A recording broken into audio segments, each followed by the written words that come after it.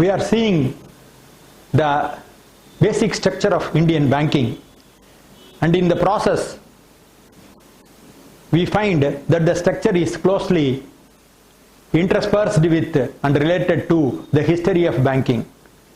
From the pre-independence era, the nationalization, and State Bank of India coming into existence and all this.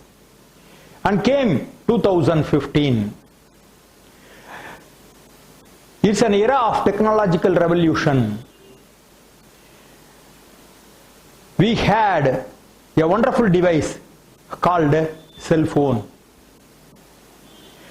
The technological revolution in mobile has taken the economy of India to a different plateau, and banking is no exception. So we had to have banks which are tech savvy, which can operate efficiently and effectively through the mobile phones. Even though 2015 came with so much of technological changes and all, even then we had to have Jan Dhan Yojana to cover more than 30 crores of people who did not have bank accounts, who were away from the banking system. Therefore, to bring all these people effectively into the banking system, we needed new thinking, new instruments of banks, new variety of bank, which are nimble, which are fast-footed, which are tech-savvy, which are least costly. And therefore, Reserve Bank of India came out with two different licenses because of the based on the budgetary proposal of 2015. In the budgetary proposal, the finance minister Arun Jaitley in 2015 said a new differentiated niche banks will be created. Based on this averment in the budget, Reserve Bank of India came out with two different banks called small banks and payment banks. So Reserve Bank opened the tap for giving the license for both kind of banks. Why two banks? Many people still don't know clearly what is the difference between a small bank and a payment bank. And why Reserve Bank should go for these two banks, why not with one bank? Now let us look into the differences between small bank and payment bank on a major level. First, small bank is a bank that operates in a local area, catering to all the requirements of the population there. They will do all banking services. In their services, they are not differentiated. They perform all the services of any nationalized bank or any private sector bank. They can offer all their services, but in a very local area, contiguous areas which are adjacent to each other. Payment bank, on the other hand, will be using lot of technology, mobile technology and all, and will cater to the floating population, will cater to the poorest sections of the society who have not had access, because a cell phone has reached even the nook and corner of India. And therefore, if there can be a bank which can reach the people through cell phones, that bank is payment bank. So we have both varieties of banks. Let us look at the essential differences between them. Small bank, they can accept deposit. There is no limit. On the other hand, payment bank also can accept deposit, but they have a limit of rupees 1 lakh per person. They can accept deposit up to only 1 lakh. They cannot accept 1 crore, 2 crore and all, because their target audience is different. They are the rural people, poor people who are spread far and wide in the country, and the floating population. And the second difference is small bank can accept all type of deposit. They can accept current account, they can accept savings bank, they can accept term deposits, they can accept recurring deposit, all. On the other hand, a payment bank can accept only demand deposit, which is savings bank and current account. They can either open a savings bank or current account. They cannot open fixed deposit or recurring deposit. The third major difference is that a small bank can provide loans and advances including credit card. They can issue a credit card, because when you issue a credit card, essentially it means you are extending some portion of credit to that customer. Therefore, they can give loans and also issue credit cards. On the other hand, payment bank is prohibited from giving any loan. All that they can do is they can only take deposits from the people, and then you have to, after reserve requirements, you have to keep the money, nearly the entire sum that is collected, in the Government of India bonds. They have to keep the money in Government of India bonds so that they de-risk themselves. So small bank can give loans and advances and also issue credit cards. Payment bank cannot provide a single rupee loan to any of its customer, nor can it issue a credit card. The fourth difference is eligibility. Who can open a small bank? A small bank can be opened by professionals with 10 years of experience in financial service, or a promoter group with a 5 years track record. On the other hand, payment bank has to be opened by card issuers, finance companies, business correspondents, telecom companies and retailers. So it will be best suited model for telecom companies. As a matter of fact, the first payment bank has already been started by Airtel. Then, the fifth difference is in the name. In the name of a small bank, you need not have to add the word small or any other word. Small bank will have its own name. For example, in Chennai, recently a new small bank has come. Its name is Equitas Bank Limited. You don't add the word small there. On the other hand, all payment banks must include in their name the word payment.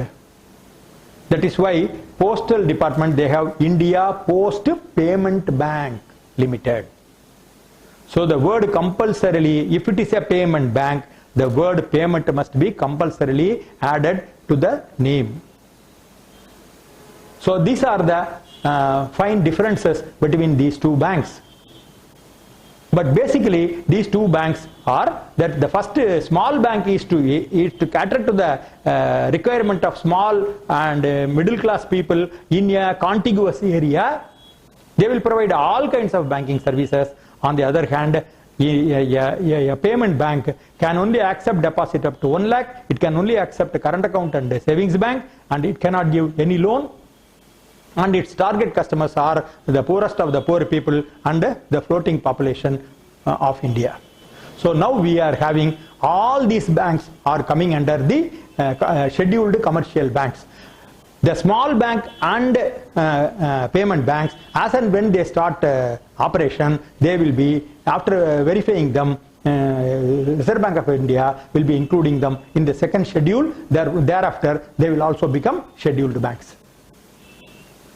Now, so far we have seen the structure of banking in India.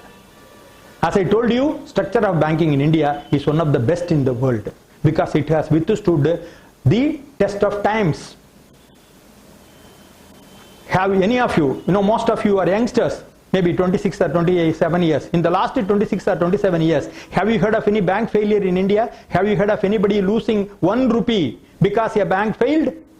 No. In the last 50, 60 years, ever since independence, nobody has lost a single rupee because of bank failure. Whereas in many countries all over the world, people have lost their entire savings. And even as great as America had to come to the rescue of banks in 2008 recession. Whereas India withstood the recession like solid rock. That is because of the beautiful structure of the bank. As I told, the commercial banks are controlled by the central government. And because of the arm length difference between banks and the government, which is being maintained in India, which is one of the best features of India, which was introduced by Madam Indira Gandhi when she nationalized. She never appointed IAS officers as chairman of the bank or take over the bank and convert them into department of government department. A nationalized bank is not a government department. It is a separate entity. And she maintained the arm's length difference and she allowed independence. And as a result, the banking structure in India today is very strong. Whereas if you take China, what is the biggest problem of China? China started the banks in more or less the same way, but they made a fundamental mistake by converting them as a department of some government. So India's banking structure today is one of the best in the world, which is very strong and at the same time very resilient and ably and efficiently and superbly controlled and regulated by the great institution called Reserve Bank of India. We should thank them for the human service Reserve Bank of India has done to see that the banking structure and system in India is withstanding all the stress and strain of times and is able to look forward to fantastic growth in the days to come. Salute to Reserve Bank of India for this wonderful service. So having seen the structure of banks, let us now look at what is the share of business each kind of bank is having in India. Now I did a study of banks in Kenya. I found in Kenyan banking, the domestic banks have only 30 to 35% of the total business share, because foreign banks are having more than 65% of the banking business of Kenya. The domestic banks are having less than 35%. But on the other hand, look at the structure of Indian banks. I have given below you a pie chart. In the pie chart, if you look at, as of March 2015, State Bank of India Group has about 22% of the total deposits. Nationalized banks has about 51% of the total deposits. And the regional rural bank, which is part of the public sector bank, they have about 3% of the total deposit. So if you total all these things, it will be 51 plus 22, 73 plus 3, 76. More than 76% of the total deposits are with the public sector banks. The private sector banks, including both old and new, they have about 20%. It was earlier 13% because of the fierce expansive policies and the actions of the new private sector banks. From 13% they have grown to 20%. This is a growing sector. Private sector banks in the total business of India is growing.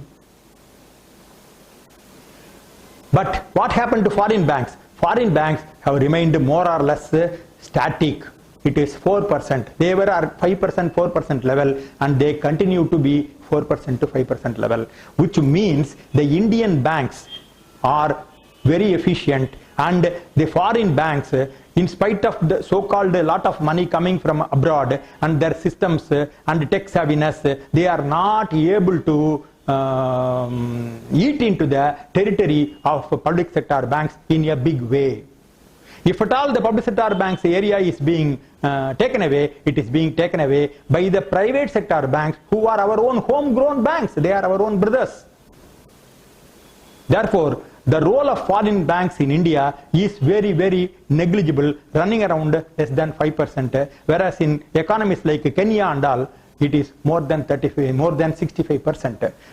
This itself goes to prove the efficiency and the solidarity of the Indian banking system.